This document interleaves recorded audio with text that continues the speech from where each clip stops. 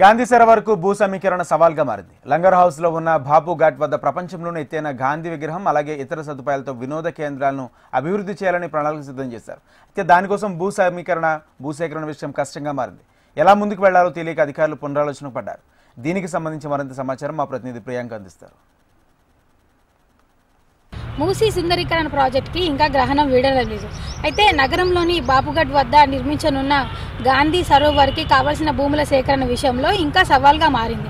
అయితే హిమాయ్ సాగర్ నుంచి బాపుఘాట్ వరకు మొత్తం 20 కిలోమీటర్ల మేర మూసీ పునర్జీవనానికి ప్రణాళిక చేసిన విషయం అయితే తెలిసిందే. అయితే బాపుఘాట్ వద్ద కేంద్ర రక్షణ శాఖ పరిధిలో 221 ఎకరాల భూమి అయితే ఉంది. అయితే ఆ భూములను మూసీ సుందరీకరణకు ఇవ్వాలని కోరుతూ ఇటీవల Musi river front development corporation అయితే రక్షణ శాఖను కోరడం జరిగింది. అయితే ఆ భూముల బదులుగా రంగారెడ్డి జిల్లా రావిర్యాల మండలంలోని రీసెర్చ్ సెంటర్ ఇమారత్కు చెందిన భూములను ఇస్తామని అయితే ప్రతిపాదించింది. అయితే సర్కారు ప్రతిపాదనను రక్షణ శాఖ అయితే కొట్టివేసిన విషయం అయితే తెలిసింది. అయితే దీంతో బాపుఘాట్ వద్ద మూసి పునర్జీవంపై ఎలా ముందుకెళ్లాలి అనే అంశంపై అయితే ఇంకా అధికారులు ఇంకా ఆలోచిస్తున్నారు. దీనిపైన ఇంకా ఇబ్బందులు అయితే ఎదుర్కొంటున్నారని తెలిసింది. అయితే రక్షణ శాఖ పరిధిలో ఉన్న 221 ఎకరాల భూముల్లో రంగారెడ్డి జిల్లాలోని 171, హైదరాబాద్ జిల్లాలో 50 ఎకరాలు కేంద్రీకృతమైన విషయం అయితే తెలిసింది. అయితే ఈ ప్రాంతంలో రక్షణ శాఖ పాఠశాల మైదానం అలాగే శిక్షణ సంస్థలు అయితే ఉన్నాయి. అయితే పాఠశాల శిక్షణ కేంద్రాలను వేరే చోటుకు తరలించేందుకు రక్షణ శాఖ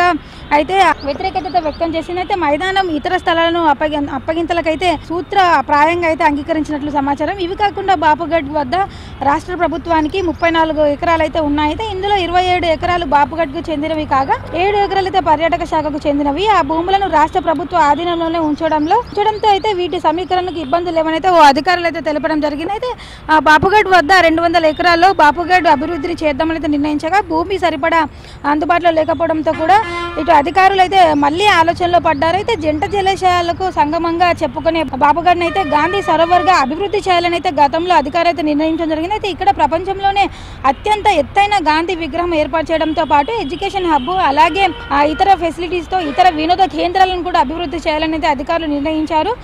అధికారులు అయితే దీనికి సంబంధించిన అయితే తాజాగా కేంద్రం గాంధీ సరోవర్కి 120 నుంచి 150 ఎకరాలకే పరిమితమయ్యే సూచనలు అయితే ఇప్పుడు కనిపిస్తున్నాయి. అయితే బాపుఘాట్ వద్ద ప్రైవేట్ వ్యక్తులకు చెందిన ఆస్తులు కూడా ఉన్నాయి. అయితే ఇతర భూముల సేకరణలో అలాగే ఇక్కడ ఇండ్లున్న వారు కూడా వారందరికీ సెటిల్ చేయడమా లేకపోతే వేరే ప్లేస్లో వారికి భూములు ఇవ్వడం లేదంటే వారికి పరిహారం లాంటి చెల్లించాల్సిన అంశంపై అయితే ఇంకా ఎటువంటి నిర్ణయం అయితే తీసుకోలేదు. దీనికి సంబంధించిన అంశాలపై ఇంకా క్లారిటీ రావాల్సి ఉంది. వీడియో జర్నలిస్ట్ ఆర్కేతో ప్రియాంక, HM టీవీ, హైదరాబాద్.